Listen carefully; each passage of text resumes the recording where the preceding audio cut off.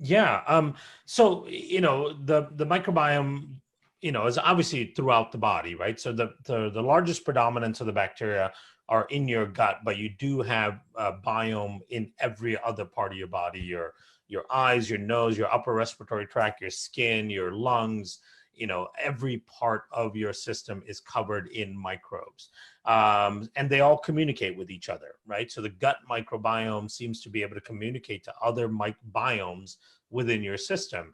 Also, the gut microbiome produce a lot of metabolites and active compounds that are needed for our normal day-to-day function. For example, when it comes to mood and the brain, the largest amount of serotonin, which is the happy hormones, actually produced in the gut. A large proportion of dopamine, which triggers reward centers in your body or in your brain, is produced in the gut. Things like brain-derived neurotropic factor or GABA, all of these really important neurotransmitters that help your body deal with stress, help your brain, assimilate to the environment, to the stress around you, and all of that. All of those things are produced in the gut. And so a dysfunctional gut can lead to and quite quickly to a dysfunctional emotional response, right? And we see this with antibiotic use. For example, the fluoroquinoline antibiotic group, the newest broad spectrum antibiotic groups, one of the known side effects of it is a sudden onset of anxiety and panic. Yeah. So when you take it, right, it kills off bacteria to a certain degree, creates aberrant growth, meaning it allows certain pathogens to come back faster, and that those pathogens can produce toxins that'll create anxiety and stress in your mind.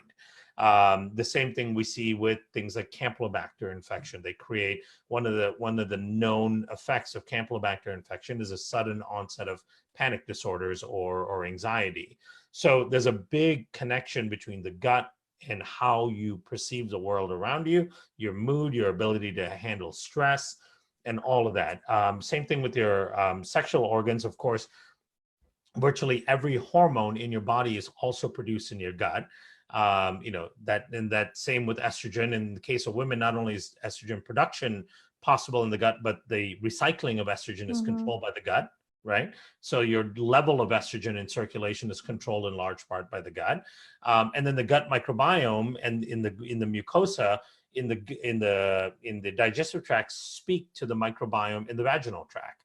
And so there's a connection there with that. If you have dysbiosis in the gut, you're going to be at a higher likelihood of having dysbiosis in the vaginal mucosa, and which makes you more susceptible to things like yeast infections, bacterial vaginosis, which then can cause painful intercourse, can disrupt, menstrual cycling, and so on, and can even affect fertility, because the vaginal microbiome will control fertility to a certain degree. So it's all connected. It's all one big rainforest.